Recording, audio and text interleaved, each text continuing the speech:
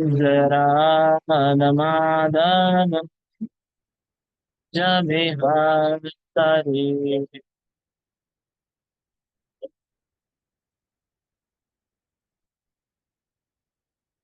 जय गोपी जन वल्लभ गिरिवरधारी।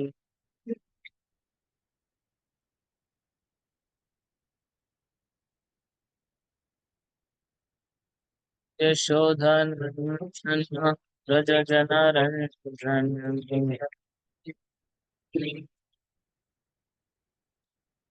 यशोदानंदन व्रज जन रंजन।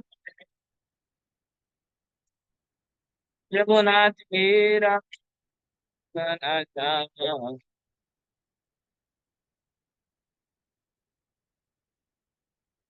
जगुनाथ वीरा कृष्ण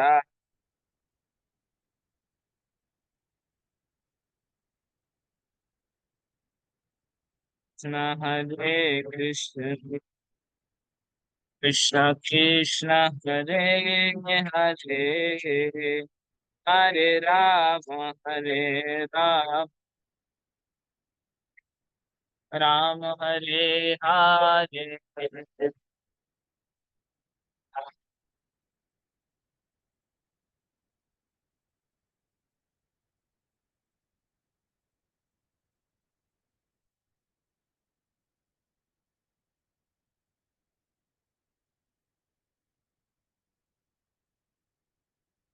जय राधा माधव राधा माधव राधे।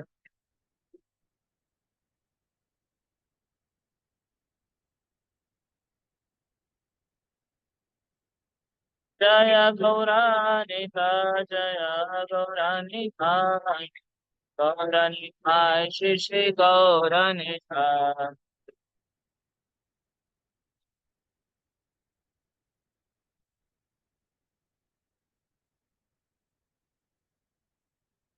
प्रभुपाद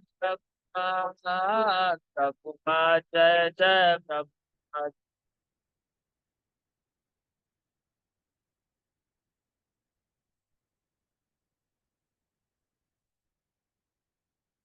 जय श्री श्री राधा माधव की श्री गौरनीताय की ग्रंथराज श्रीमद् भागवतम की श्रील प्रभुपाद की जय। निताय गौर प्रेमानंद की।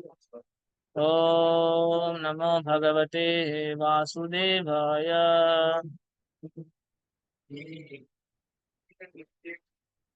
भगवते वासुदेवाय। ओम नमो भगवते वासुदेवाय।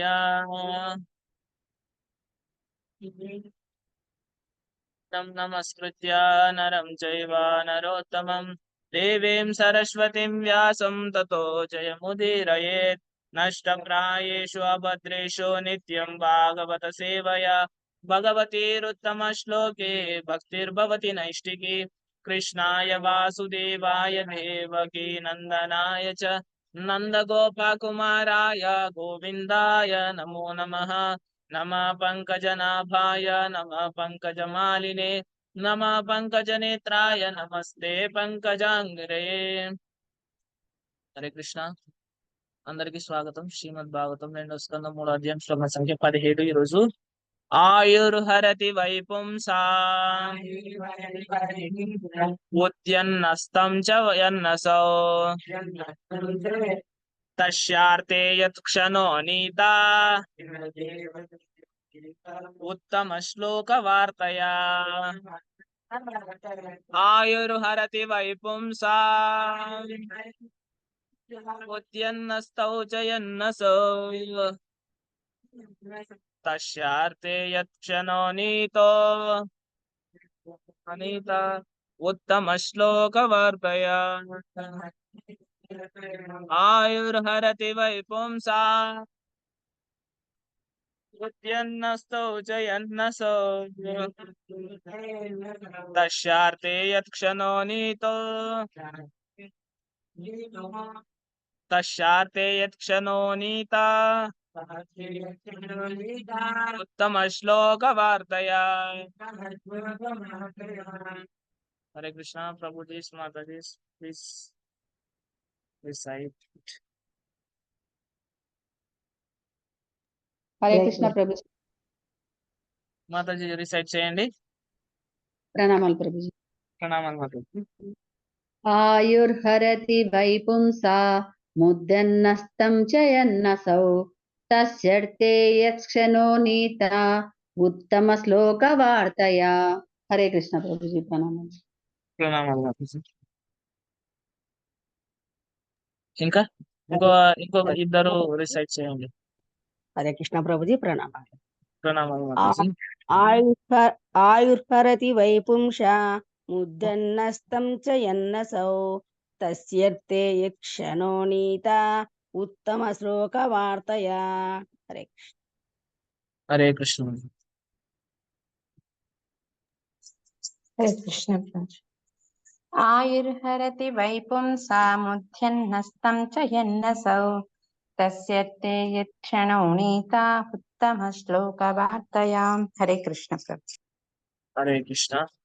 ఆయు జీవన కాలమును హరతి హరతి హరించివేయును వై నిశ్చయముగా పుంసాం మానవుల ముద్యన్ ఉదయించుచు అస్తం అస్తమించుచు చ కూడా యన్ చరించుచు అసౌ సూర్యుడు తస్య భగవానుని కీర్తించువాడు ఋతే తప్ప యత్ ఎవడైతే క్షణః కాలమును నీతః సద్వినియోగపరచునో ఉత్తమ శ్లోక సర్వశుభకరుడగు శ్రీకృష్ణ భగవానుని వార్తయా కథలయందు భావం భాషం చెప్పిన దపై చరణారవింద భక్తి విధాన్ స్వామి శీల ప్రభుపాదకి భావము ఉత్తమ శ్లోకుడగు శ్రీకృష్ణ భగవానుని కథలను చర్చించుట యందు కాలమును సద్వినియోగపరుచువాని ఆయువును తప్ప ప్రతి ఒక్కరి ఆయువును ఉదయించు అస్తమించుచు సూర్యుడు హరించివేయును।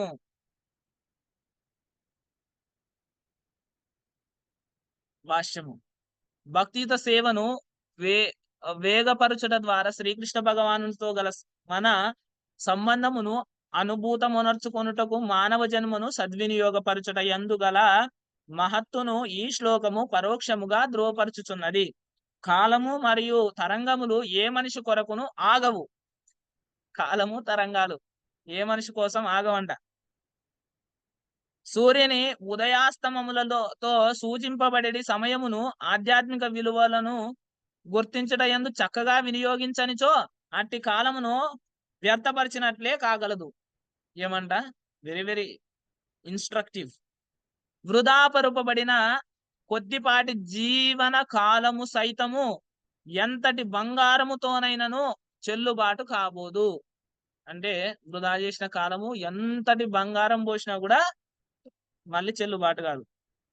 డబ్బులు చెల్లవు, కాలం ముందర డబ్బులు చెల్లవు, నీ పరపతి చెల్లదు, నీ శక్తి నీ ఒంట్లో ఉండే శక్తి చెల్లదు, నీ కుటుంబం వారి శక్తి చెల్లదు అని చెప్తున్నారు ఇక్కడ। జీవుడు తన ఆధ్యాత్మిక అస్తిత్వమును మరియు తన శాశ్వత ఆనంద మూలమును గుర్తించుట కొరకే మానవ జన్మతానికి వసకబడినది। ఆనందమనున్నది జీవుని సహజ స్థితి కనుక జీవుడు ముఖ్యముగా మానవుడు ఆనందాభిలాషి అయి ఉండును। ఏంటంట ఆనందం కోరుకోవడం అనేది సహజ స్థితి, జీవుని యొక్క సహజ స్థితి కాబట్టి ముఖ్యంగా మానవుడు ఏంటి ఆనందం కోసమే వెతుకుతూ ఉన్నాడు అని చెప్పని చెప్తున్నారు ఇక్కడ। కానీ అతడు దానిని భౌతిక జగమునందు పొందుటకు వ్యర్థముగా యత్నించుచున్నాడు। ఏమంట భౌతిక ప్రపంచంలో వ్యర్థంగా ప్రయత్నం చేస్తున్నాడు ఆనందాన్ని వెతకడానికి। జీవుడు సహజముగా పూర్ణత్వపు ఆధ్యాత్మిక విష్పులింగము వంటి వాడు। అతని ఆనందము ఆధ్యాత్మిక కర్మల యందే పూర్ణముగా అనుభూతము కాగలదు। శ్రీకృష్ణ భగవానుడే ఆ పూర్ణత్వమై ఉన్నాడు। అతని నామము, రూపము, గుణము, లీలలు, పరివారము, వ్యక్తిత్వం మొదలగువన్నీయును అతనితో ఏకమై ఉన్నవి. అంటే భగవంతుని యొక్క లీలలు, గుణాలు, రూపము అన్ని కూడా ఒక్కటే. సరి అయిన భక్తి యోగ మార్గము ద్వారా ఈ శక్తులలో ఏదియో ఒకదానితో మనుజుడు సంపర్కమును పొందినంతనే పూర్ణత్వ ద్వారము శీఘ్రమే తెరుచుకొనును. భగవద్గీత 2.440 యందు శ్రీకృష్ణ భగవానుడు అట్టి సంపర్కమును గురించి ఈ క్రింది వాక్యములలో వివరించి ఉన్నాడు. భక్తియుత సేవ ఎందలి యత్నములు ఎన్నడును వృధా కావు, వైఫల్యము సైతము కలుగబోదు. అట్టి కర్మల స్వల్ప ఆరంభమైనను భయమనేది సముద్రము నుండి మనుషుని రక్షించగలదు. నరములలో ఎక్కించబడిన శక్తివంతమగు ఔషధము శీఘ్రమే దేహమంతటను ప్రభావము చూపినట్లు కర్ణముల ద్వారా లోనికి చేరిన దివ్య భగవత్ కథలు అతి సామర్థ్యముతో పనిచేయగలవు. వృక్షములోని ఒక భాగము ఫలవంతమగుట దాని ఇతర భాగములు కూడా ఫలవంతమగుటను సూచించినట్లు దివ్య కథల శ్రవణానుభవము పూర్ణానుభవమును సూచించును. సుఖదేవ గోస్వామి వంటి పరమ భక్తుల సన్నిధిలో కలిగేది అట్టి క్షణమాత్ర అనుభూతి మనుజుని నిత్య జీవనమునకు తయారు చేయగలదు. కృష్ణ భక్తి యందు సదా నియుక్తుడై తన అస్తిత్వమును పవిత్రమునర్చుకొను నటువంటి ఆ విశుద్ధ భక్తుని ఆయువును హరించుటలో సూర్యుడు విఫలత్వము చెందును. మృత్యువనున్నది నిత్య జీవుని భవరోగమునకు చిహ్నమై ఉన్నది. అట్టి భవరోగ కారణముననే అతడు జన్మ మృత్యు జరా వ్యాధులకు గురియగుచున్నాడు. దానము వంటి లౌకిక పుణ్యకర్మలు స్మృతి శాస్త్రములందు ఉపదేశింపబడినవని శ్రీల విశ్వనాథ చక్రవర్తి ఠాకూర్లు తెలిపి ఉన్నారు. ఏంటంట దానము అనే ఇట్లాంటి పుణ్యకర్మలన్నీ కూడా ఏంటి స్మృతి శాస్త్రాలలోనే వివరించబడినాయని చెప్తున్నారు. యోగ్యుడగు వ్యక్తికి వసకబడేది ధన దానము తదుపరి జన్మకు అభయదాయకమైన ధన సంచయై ఉన్నది. Bank balance. మనం ఎవరికైనా యోగ్యుడైన వ్యక్తికి దానం చేస్తే అది మరుసటి జన్మలోన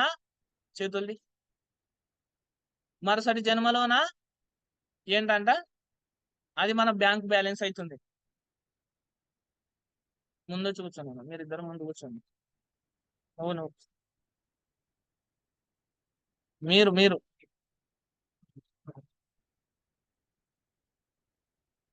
వెనక్కి జరుగుతుంది.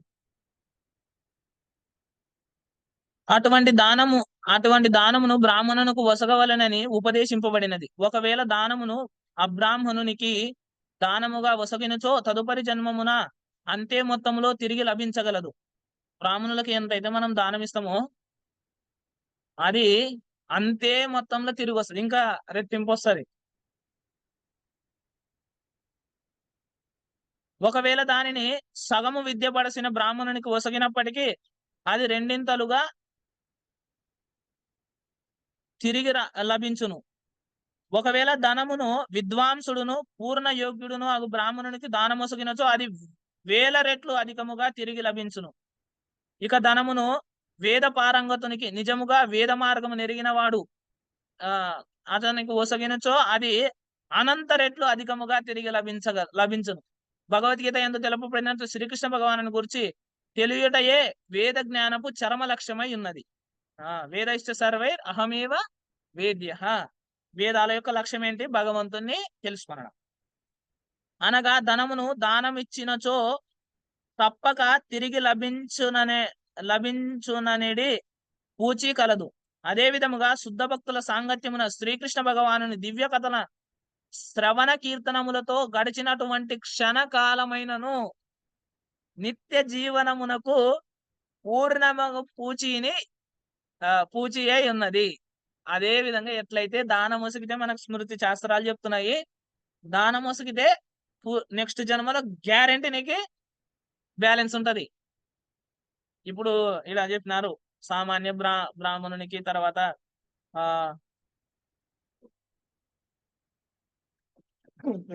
క్షమించండి, సగం విద్య పడిచిన వానికి వేదాల యొక్క సారం తెలిసిన వానికి ఇట్లా ఒక్కొక్కరికి దానం చేస్తే ఫలితం ఏముంటది అనేది ఈడ చెప్పినారు.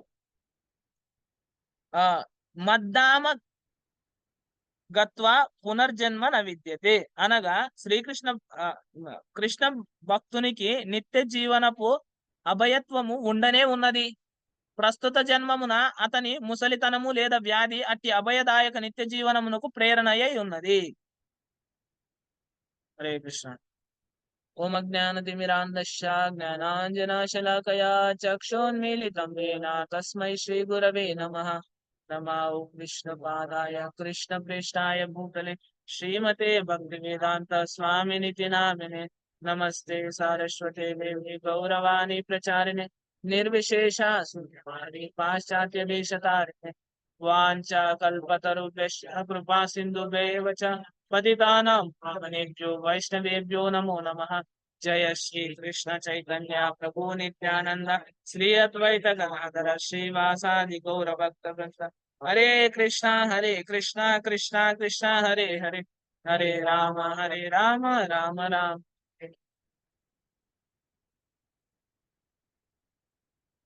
జై హరే కృష్ణ. అందరు కూడా ఇవాళ శ్రీమద్ భాగవత ప్రవచనానికి స్వాగతం. హరే కృష్ణ నామాలు. మీరందరూ మీ సమయాన్ని వెచ్చించి వచ్చినందుకు. ఈ రోజు సమయం గురించి చెప్తున్నారు. ఈ భగవత్ కీర్తనని వినడం అనేది ఎంత ముఖ్యమనే విషయం ఈ రోజు శ్లోకం యొక్క సారాంశం.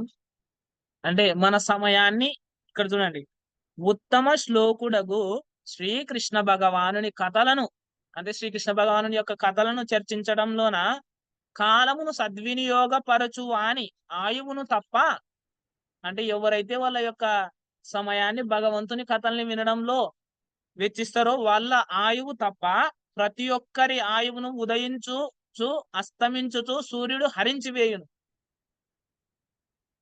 అంటే ఎవరైతే కథలు వినకుండా శ్రీకృష్ణ భగవానుని కథలు వినకుండా ఉంటారో వాళ్ళ యొక్క ఆయువు ఏంటి నశిస్తూ వస్తుంది అనమాట. ప్రభు ఒక డౌట్ అడిగినాడు, ఎవరిదైనా నశిస్తుంది కదా ప్రభు అని కదా. ఇప్పుడు మనం ఈ ప్రపంచంలో చూస్తున్నాం, భక్తులు కూడా వాళ్ళ ఆయువు తీరుతుంది, ముసలిగా అవుతారు కదా, ముసలితనం వస్తుంది భక్తులకు కూడా. మరి వాళ్ళ ఆయువు కూడా నశిస్తుంది కదా ప్రభు? నో, వాళ్ళ ఆయువు నశించదు, వాళ్ళ పైన కాల ప్రభావం ఉండదు. ఎట్లా అంటే వాళ్ళు భక్తులు, శుద్ధ భక్తులు, ఎవరైతే శుద్ధ భక్తులుగా మారిపోతారో, వాళ్ళు పూర్తి భౌతిక కల్మషం నుంచి బయటపడతారో భక్తితో సేవ ద్వారా అది సాధ్యమవుతుంది. వాళ్ళు ఏంటి, ఈ శరీరము వాళ్ళకి శరీర చైతన్యము అనేది ఏమీ ఉండదన్నమాట. అర్థమవుతుంది? అదే కదా మనం వైష్ణవులు వాళ్ళు శరీర త్యాగం చేసినప్పుడు ఎట్లా చేస్తారంటే వాళ్ళకి ఏం అటాచ్మెంట్ ఉండదు శరీరం మీద. అర్థమైందా? ఒక సగటు మానవుడు దృక్పథం వేరు మరణం వైపు, భక్తుని యొక్క దృక్పథం వేరు. మరణంని భక్తులు ఎట్లా అంటే ప్రేమతో ఆహ్వానిస్తారనమాట. ఏంటి? ప్రేమతో ఆహ్వానం చేస్తారు. మరణం అనేది భక్తుని ఒక ట్రాన్సిషన్ అంతే. ఈ భౌతిక ప్రపంచంలో నుంచి ఆధ్యాత్మిక ప్రపంచానికి ట్రాన్స్ఫర్ అంతే. అర్థమైందా? ధ్రువ మహారాజ్ అయితే మరణం తలపైన కాలు పెట్టి వెళ్ళిపోయినాడు భగవద్ధామానికి. మరణం భక్తులకి మరణము ఉండదు, అంటే కాల ప్రభావం ఉండదు. వాళ్ళు కాలానికి అతీతంగా. ఉదాహరణకు చూడండి, ఈ పూజారులు డ్రెస్సింగ్ చేస్తారు కదా, సహజంగా డ్రెస్సింగ్ చేయడం చాలా కష్టం. ఒక పూజారి తన యొక్క సొంత రియలైజేషన్ చెప్పినారనమాట. మాయాపూర్ లో పూజారి రాధామాధవ్ పూజారి, వాళ్ళు చూడండి రాధామాధవ్కి ఎంత డెకరేషన్ చేయాలి, వాళ్ళు అంతమందికి చేయాలంటే ఎంత సమయం పడుతుంది చూడు. మరి ఒక్కరికే చేయాలన్నా కూడా పెయింటింగ్ చేసి డ్రెస్సు తర్వాత నగలు అవన్నీ పెట్టాలంటే ఎంత సమయం అవుతుంది కదా. కానీ వాళ్ళు ఇంత 45 నిమిషాలు 50 నిమిషాల్లో పూర్తి చేస్తారు. అంటే అర్థం ఏంటి? ఎలా చేయగలుగుతున్నారంటే వాళ్ళు నిజంగా ఈ సేవలో ఎక్స్పర్ట్స్ అయినారనమాట. అంటే రాధామాధవ్ పైన వాళ్ళు సేవ చేసి చేసి వాళ్ళకి ఏంటి ఆ సమయాన్ని అంటే తక్కువ సమయంలో ఎక్కువ సేవ చేయగలుగుతాం. మీరు గమనించండి మన చైతన్యం ఎంతైతే భౌతికమైన ఆలోచన నుంచి తగ్గుతూ వస్తదో మనం అంత ఎక్స్పాండ్ అవుతాం అనమాట. అర్థమవుతుందా? మన మన యొక్క శక్తిని గీతా ఉపదేశానుసారం మనము న నడిపించడం మొదలుపెట్టినామంటే ఏమైతదంటే, మనం తక్కువ సమయంలో ఎక్కువ కార్యాలు చేయగలుగుతాం. మన భక్తులు గూడా జూడండి, వాళ్ళు చానా ఆహ్, అద్భుతమైన ఉదాహరణకు శిల ప్రభుపాద వారు. ఇయన్నీ ఒక 10 సంవత్సరాల కాల వ్యవధిలో ఎన్ని 108 మందిరాలు కట్టినారు కదా! 108 మందిరాలు ప్రపంచమంతా భక్తులు, శిష్యులను తయారు జేసినారు. ఎన్ని పుస్తకాలు రాసినారు, ఎన్ని లేఖలు రాసినారు. ఒక్కొక్కరికి ప్రత్యేకంగా మళ్ళీ లెటర్ రాసినారు. లెటర్స్ అర్థమైందా? మళ్ళీ ఆహ్, ఆహ్, ఉదయం మార్నింగ్ వాక్స్ డిక్టాఫోన్ పట్టుకొని శిష్యుడు వెళ్తూ ఉంటే, మార్నింగ్ వాక్స్ అంటే ప్రభుపాల వారు మాట్లాడుతూ నడుస్తారనమాట. ఒకసారి ప్రభుపాల వారికి ఆరోగ్యం బాలేనప్పుడు ఒక డాక్టర్ చెప్తారనమాట. మీరు మార్నింగ్ వాక్‌కెళ్తే బావుంటుంది మీ ఆరోగ్యం అని. ప్రభుపాద వారు చాలా వినయంగా ఆయన మాటను గూడా అంగీకరిస్తాడు. సరే అని అప్పటినుంచి మార్నింగ్ వాక్ స్టార్ట్ జేస్తారు. మార్నింగ్ వాక్సు, రూమ్ కన్వర్జేషన్స్, తర్వాత లెటర్సు, తర్వాత బుక్సు, తర్వాత గెస్ట్‌లతో మాట్లాడినేది ఎన్ని జేశారు ప్రభుపాల వారు. ఓన్లీ 10 సంవత్సరాల కాల వ్యవధిలో. ఇది సూచిస్తుంది మనకి వాళ్ళు కాలానికి అతీతంగా వ్యవహరిస్తారు అని. ఈవెన్ పెద్ద పెద్ద బిజినెస్ మ్యాన్‌లు గూడా ఇది క్రియేట్ జేయలేరు. సో, అంత ఆహ్, కాలానికి అతీతంగా వాళ్ళు ఉంటారన్నమాట. ఈడ చెప్తున్నారు గదా! ఎందుకంటే ప్రతి క్షణం మనం భక్తియుత సేవలో గడిపే ఒక వ్యక్తి తన సమయాన్ని భక్తియుత సేవలో గడిపినాడనుకో, కృష్ణ నామ, రూప, గుణ, లీల ఇవన్నీ గూడా ఏంటి ఒకటే అని జెప్పినారు. కృష్ణునితో సమానమే. కృష్ణునికి ఈ ఈ వీటిలో ఏ దాంట్లోనైనా తన సమయాన్ని ఒక వ్యక్తి గడిపినాడనుకోండి, ఆ ఒక క్షణం ఏం జేస్తుంది? నిత్య జీవితాన్ని తయారు జేస్తుంది. అర్థమైతుందా నీకు? ప్రతి క్షణము ఈడు స్వల్పమప్యస్య ధర్మస్య త్రాయతో మహతో భయాత్. అంటే మహత్తరమైన భయం నుంచి తప్పించేదానికి ఒక్కొక్క క్షణం మనము భక్తియుత సేవలో చూడండి. భక్తియుత సేవలో గడిపే ఏ క్షణం గూడా వృధా గాదు. మనం ఏదో ఓ కారణం చేత భక్తియుత సేవకి కొంతమంది మనం వింటుంటాం. ఆహ్, నేను దీని వల్ల ఒకవేళ కొంతమంది భక్తియుత సేవని మధ్యలో నిలిపేస్తారనమాట. కొన్ని కారణాల వల్ల. ఎందుకంటే ఏదైనా కారణమై ఉండొచ్చు. వాళ్ళు అటెంటివ్‌గా జపం పోవడం వల్ల గావచ్చు. లేదంటే శిల ప్రభుపాదుల వారి పుస్తకాల్ని శ్రద్ధగా పఠించకుండా ఉండకపోవడం. తర్వాత ఆహ్, గురువు చెప్పిన ఇన్‌స్ట్రక్షన్స్‌ని పాటించకుండా ఉండడం. ఇవన్నీ కారణాల వల్ల వాళ్ళు భక్తియుత సేవని వదిలేస్తారు. వదిలేసినా గూడా భగవంతుడు మాత్రము వాళ్ళని ఎప్పుడూ వదిలేయడు. అందుకే స్వల్పమప్యస్య ధర్మస్య ఇది ఏంటంటే ఎటర్నల్ అకౌంట్ అన్నమాట. శాశ్వతంగా మన క్రెడిట్‌లో ఉంటది. ఇది చెరిగిపోయేది గాదన్నమాట. ఇది ఎప్పటికి చెరిగిపోదు. ఇక్కడ చూడండి భక్తితో సేవను ఆహ్, చే వేగపరచుట ద్వారా శ్రీకృష్ణ భగవానునితో గల మన సంబంధమును అనుభూతమనర్చుకొనుటకు మానవ జన్మను సద్వినియోగపరచుట యందు గల మహత్తును ఈ శ్లోకం పరోక్షముగా ధృవపరచుచున్నది. ఈ శ్లోకంలో ఏమని చెప్తున్నారంటే, మానవ జన్మని మనం భక్తియుత సేవా కార్యక్రమాల్లో వినియోగించుకోవాలి అని. ప్రభు ఇది అందరికీ సాధ్యం కాదు కదా ప్రభు అని చెప్పొచ్చు. సో, మన వైదిక సిద్ధాంతము అదే చెప్తుంది. ఏంటి? బ్రహ్మచర్య, గృహస్థ, వానప్రస్థ, సన్యాస. బ్రహ్మచారి జీవనం అంటే కౌమారే ఆచరేత్ ప్రాజ్ఞం. అంటే 5 సంవత్సరాల నుంచి మొదలై 25 సంవత్సరాల వరకు బ్రహ్మచారి జీవనం. హ్మ్. అంటే ఏంటి? వాళ్ళు పూర్తిగా ఈ భగవత్ చైతన్యం పైన ట్రైనింగ్ ఇవ్వబడతారనమాట. వాళ్ళ యొక్క సమయం ఏంటి? సమయాన్ని దివ్యంగా వాళ్ళు ఇంకొకటి ఈ విద్యల్లో మనము మహాభారతం నుంచి గాని, ఇతర పురాణాల నుంచి గాని వింటాము. ఈవెన్ పరీక్షిత్ మహారాజు కూడా ఏంటి శుద్ధ భక్తుడు. ఆయన ఆడుకునేటప్పుడు కూడా ఏంటి మనం మొన్నటి శ్లోకంలో చూసినాం.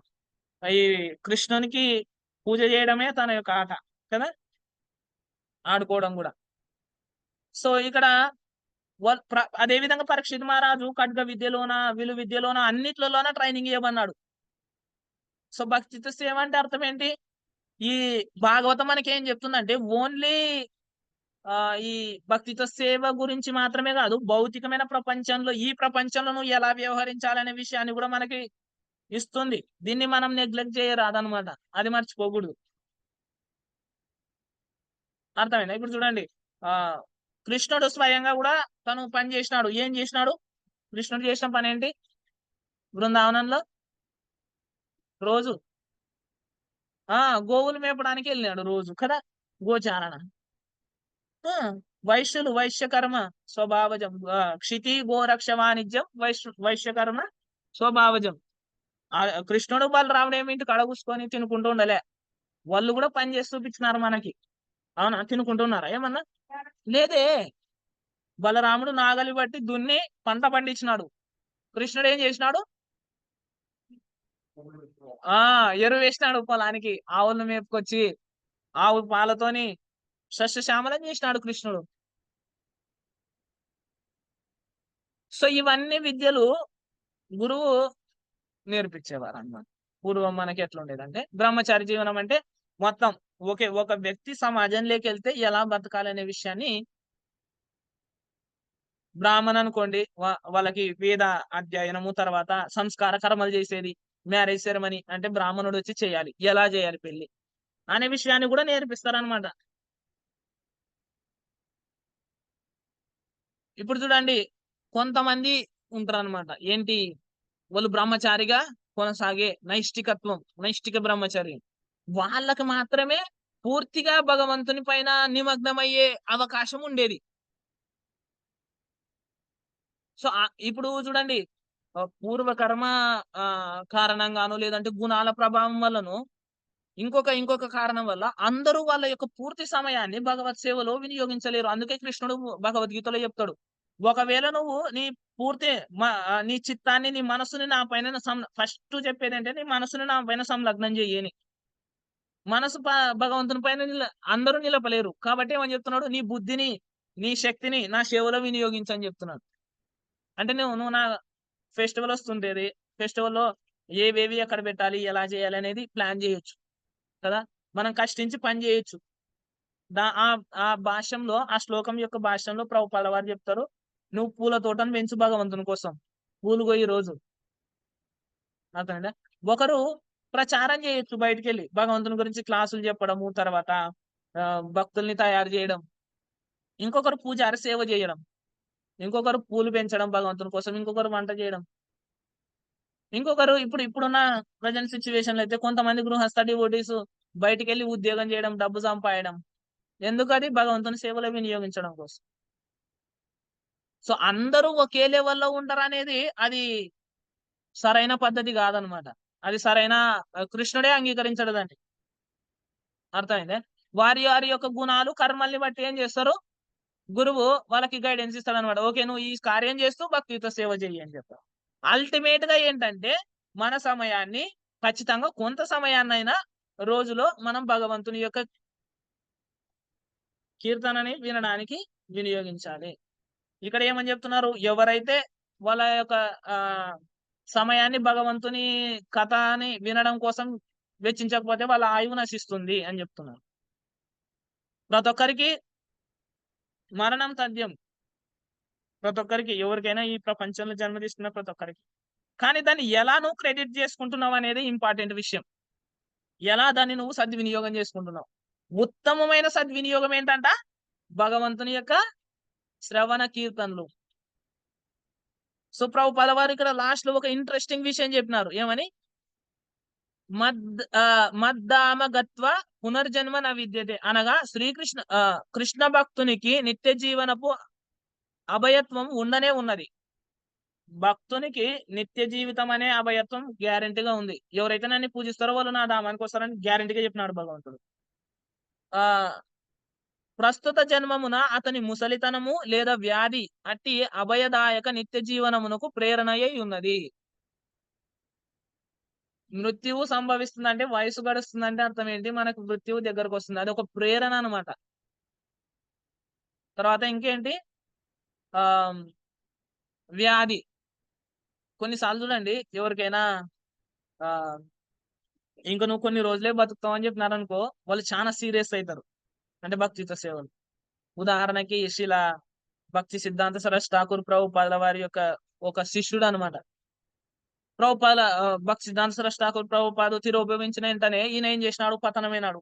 ఏ పూజా కార్యక్రమాలు, విధి విధానాలు ఏం పట్టించుకోకుండగా అన్ని 4 నియమాలు త్యజించేసినాడు. జపం 64 మాలలు త్యజించేసినాడు. అన్ని త్యజించేసి భౌతికంగా బతకడం స్టార్ట్ చేసినాడు. భౌతికంగా బతికేస్తున్నాడు. అంతా మెటీరియలిస్టిక్ అయిపోయినాడు. తను చనిపోయినాడనమాట. చనిపోయింటే తనని శ్మశానానికి తీసుకుపోయినారు. శ్మశానానికి తీసుకుపోయినాక శ్మశానంలోన మళ్ళీ ఇంక చితి పేర్చినారు, అన్ని చేసినారు. తననికి దహనం చేస్తాననే సమయంలో లేచినాడనమాట. అర్థమైందా? దహనం చేస్తారనే సమయంలో లేచి ఈ వెంటనే గౌడీయ మఠానికి వెళ్తున్నాడనమాట. లేచి వెళ్ళిపోయినాడు. అడిగితే ఏం జరిగిందని ఆయన అడిగితే చెప్పినాడనమాట. యాక్చువల్‌గా ఆయన యమరాజు దగ్గరికి వెళ్ళినారు. యమలోకంకి. యమలోకంకి వెళ్ళిన తర్వాత నువ్వు ఎవరు ఏంటి అని డీటెయిల్స్ అడిగితే ఇట్లా మా గురువు గారు భక్తి సిద్ధాంత సరస్ ఠాకూర్ అంటే ఇమ్మీడియట్ గా అక్కడ భక్తి సిద్ధాంత సరస్ ఠాకూర్ ప్రభుపాల వారు ప్రత్యక్షమవుతారంట. ఆ అప్పుడు భక్తి సిద్ధాంత సరస్ ఠాకూర్ ప్రభుపాల వారు చెప్తారు. ఒక శిష్యుని పేరు చెప్తారు. నువ్వు ఆయన దగ్గర అంటే భక్తి సిద్ధాంత సరస్ ఠాకూర్ యొక్క శిష్యులు ఇంకొకరు ఉంటారు కదా, ఆయన దగ్గర నువ్వు దీక్ష తీసుకో అని చెప్తారు. దీక్ష తీసుకొని నువ్వు మళ్ళీ సాధన చేయి అని చెప్తారనమాట. అప్పుడు ఈ భక్తుడు మళ్ళీ ఆయన దగ్గర దీక్ష తీసుకొని సాధన చేస్తాడు. సాధన చేసి భగవద్ధామానికి వెళ్తాడు. సో గురువు మన బాధ్యత తీసుకుంటాడు.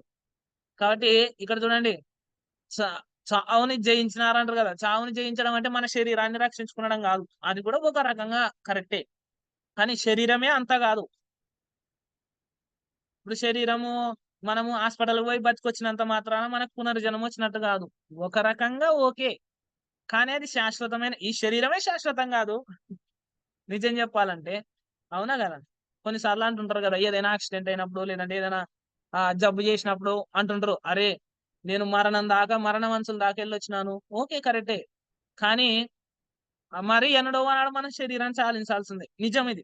సత్యం. కొంచెం కష్టమైన మనం ఇది అంగీకరించాలి. శాస్త్రం చెప్తుంది దీన్ని.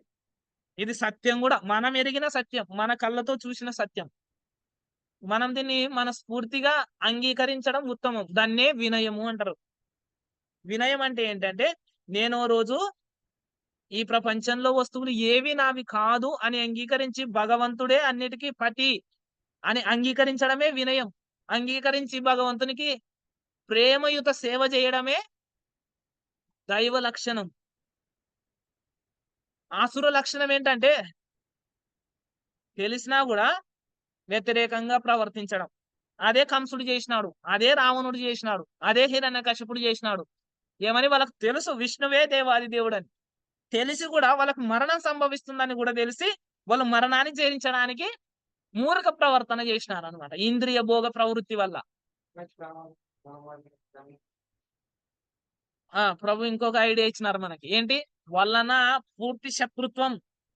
మనకి భాగవతంలో 7వ స్కందంలో చెప్తారన్నమాట. 7వ స్కందంలోనే ఏమని?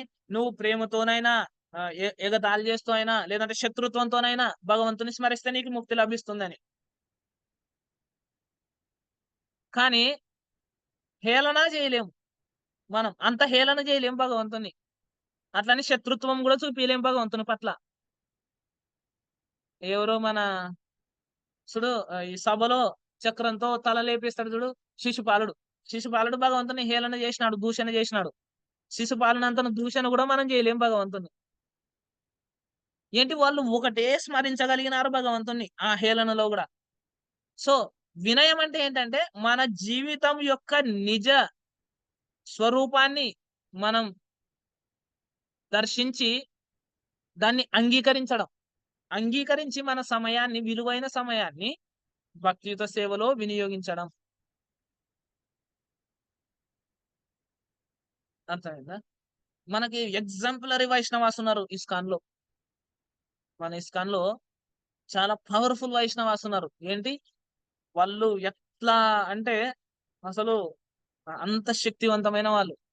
వాళ్ళు ఎంత చక్కగా వాళ్ళ ఉద్యోగాన్ని, భక్తియుత సేవని ముందుకు తీసుకెళ్తారంటే నిజంగా సో గ్రేట్ అది. మనకి జయానంద ప్రభు ఉన్నారు. ఆయన ఏం చేసేవారంటే స్టార్టింగ్ లో ఇస్కాన్ జాయిన్ అయినప్పుడు అసలు ఆయన గురించి వింటే ఒకసారి ఆయన ఒక షాప్ కి జయానంద ప్రభు తిరోభవించిన తర్వాత షాప్ కి వెళ్ళినారనమాట. వేరే వాళ్ళు షాప్ కి వెళ్ళింటే సరుకులు తీసుకురావడానికి వేరే భక్తులు ఆ షాప్ లో ఆయన అడిగినారు. జయానంద జయానందేడి అని అడిగినారు అనమాట. అంటే ఒక పేరు పెట్టి పిలిచేవారు అనమాట. జయానంద ప్రభు అని కూడా అనేవాళ్ళు కాదంట. అంటే అంత క్లోజ్ గా మూవ్ అయ్యేవారు ఈయన మెటీరియలిస్టిక్ పీపుల్ తో కూడా. జయానంద్ లేరు, ఆయన తిరోభవించారని చెప్పను ఆయన వల వల వల ఏడవడం స్టార్ట్ చేసినాడు అనమాట. ఎవరో అంగట్లో సరుకులు అమ్ముకునే వ్యక్తి. జయానంద ప్రభు ఏంటంటే ధీర ధీర జన ప్రియకరవు అంటే భక్తులు ఎట్లుంటారంటే వాళ్ళు మూర్ఖులకు దుర్మార్గులకు కూడా స్నేహం చేస్తారనమాట. జయానంద ప్రభు అంత శక్తివంతుడు. జయానంద ప్రభుతో ఎవరు సేవ చేయడానికి వెనకాడరు. అంటే అంత వినయంగా ఉండేవారు అనమాట జయానంద ప్రభు. జయానంద ప్రభు తర్వాత జాయిన్ అయినారు కదా. జయానంద ప్రభు ప్రీచింగ్ చేసి జాయిన్ అయిన వాళ్ళు ప్రెసిడెంట్ అయితే ఈయన బస్సు నడిపేవాడు ప్రచారంకి. అర్థమైందా? ఎంత హంబుల్ అంటే ప్రచారం రాధా దామోదర్ పార్టీ అనుకుంటా. ఆ పార్టీలో ఒక బస్సు సంకీర్తన బస్సు నడిపేది ఈయన. డ్రైవర్ పోస్ట్ తీసుకున్నాడు. తన తర్వాత వచ్చి తనే ప్రచారం చేసింటాడు. ఆ భక్తుడు ప్రెసిడెంట్ చేస్తాడు అనమాట ఆయనని. ఆయన చెప్పినట్టు వింటాడు. ఆయనను అడిగి డబ్బులు ఇప్పించుకోవడం. ఈయన సీనియర్ డివోటీ కదా, బట్ స్టిల్ ఈయన చొక్కా కూడా చినిగిన చొక్కాలతో తిరిగేవాడు అనమాట జయానంద ప్రభు. ఎంత అద్భుతమైన క్వాలిటీస్ అంటే అసలు. ఇవన్నీ ఎలా అంటే మన సమయాన్ని మనం కృష్ణ కథని వినడంలో ఇవి సాధ్యమవుతాయి. నిత్యం రథాన్ని తయారు చేసిన వ్యక్తి అనమాట జయానంద ప్రభు. ఎవరంటే మన ఇస్కాన్ లో ఫస్ట్ రథయాత్రకి రథాలు తయారు చేసిన డివోటీ. కాబట్టి మనం ఎన్ని బంగారు నాణ్యాలు పెట్టినా కూడా మన గడిచిన సమయాన్ని తిరిగి తేలేం. అందుకే మనం చాలా చాకచక్యంగా మన సమయాన్ని విభజించుకొని శిల భక్తి వినోద్ ఠాకూర్ చెప్పినట్టు 8 గంటలు మన శరీరానికి, 8 గంటలు మన పనికి, 8 గంటలు మన ఆధ్యాత్మిక జీవితానికి మనము వినియోగించాలి. అట్లా మన జీవితము అంతిమన పరిపూర్ణమైతుంది కదా. సో ఇది మన సమయం ఒక్కొక్కరికి ఒక్కొక్క రకంగా వేరీ అవుతుంది. సో ఎక్కువ సమయాన్ని మనం తీయగలగాలి. మనం ఎంత చక్కగా మన ఆ అంటే కృష్ణ ఇతర ఒక రకంగా చూస్తే కృష్ణేతర విషయాలు ఏమీ లేవు ఈ ప్రపంచంలో. కృష్ణునికి అన్యమైన విషయం ఏమీ లేదు. నువ్వు ఉద్యోగం చేస్తున్నా, నువ్వు చదువుకుంటున్నా, నువ్వు ఏదైనా ఇంకో పని చేస్తున్నా, అన్ని కూడా ఎందుకు సర్వం కృష్ణుందే. మన మనసులోనే ఉంది అన్యమైన విషయం. అది లోపం. ఆ లోపం సరిదిద్దడం కోసమే భక్తియుత సేవ. భౌతిక ప్రపంచం ఏమని చెప్తున్నాడు? ఈ ప్రపంచం అంతా నాదే అని చెప్తున్నాడు. హరే కృష్ణ ప్రభు, శివ ప్రభు ఏంటి హ్యాండ్ రైజ్ చేసినారు? కంటిన్యూ ప్రభు, డౌట్ ఉంది, లాస్ట్ లో అడుగుతాను. ఓకే, కాబట్టి ఇది వెరీ వెరీ ఇంపార్టెంట్. వినయం అంటే ఏంటి? భగవంతుడే అధిపతి అని గుర్తించడం. గుర్తించి ఆయన పట్ల మనకున్న సంబంధాన్ని, మరిచిన సంబంధాన్ని పునరుద్ధరించుకోవడం. ఆ పునరుద్ధరించుకోవాలంటే మన శక్తి వల్ల కాదు, భగవంతుని కృప, భక్తుల కృప కూడా ఉండాలి. అప్పుడే అది సాధ్యమై. మనకది ఎప్పుడు వస్తుంది ఆ భావన అంటే చక్కగా శ్రవణం చేసినప్పుడు, చక్కగా పఠనం చేసినప్పుడు, చక్కగా మనం దీని పట్ల మన శక్తిని వినియోగించినప్పుడు సాధ్యమైంది. హరే కృష్ణ. గ్రంథరా శ్రీమద్ భాగవతం కి జయ. శివప్రభు ఏంటి సందేహం ఏంటి? హరే కృష్ణ. దండోత్పన్నం ప్రభు. దండవత్పన్నం ప్రభు. I have doubt. చెప్పండి. ఇప్పుడు మీరు ఒక డివోటీ మూడ్ అని చెప్పారు, ఏ మూడ్ లో ఉండి సేవ చేయాలని. To develop mood, what we can do according to Bhagavatam, what you can suggest? ఆ మూడ్ Like డెవలప్ Jayananda, చేసుకోవడం.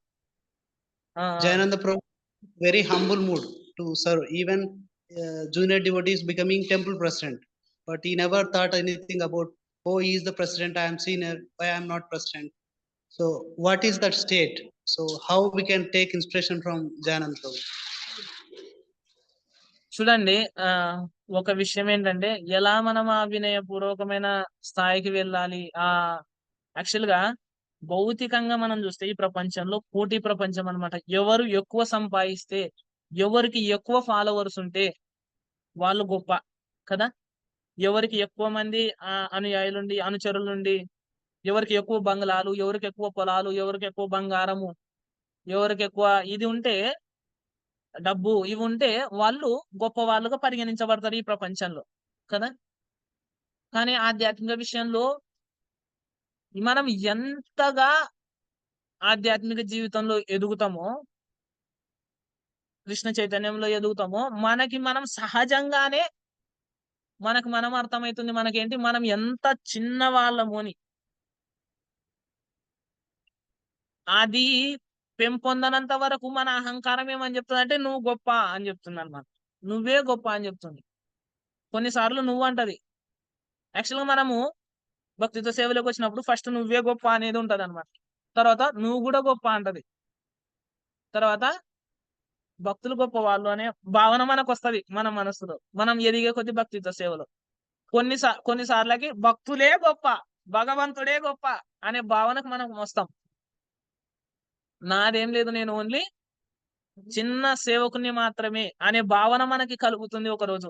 ఆ భావన ఉందే మనకి మన స్ఫూర్తిగా అంటే మనం జయానంద ప్రభు అడుగు జాడల్లో నడుస్తున్నాం.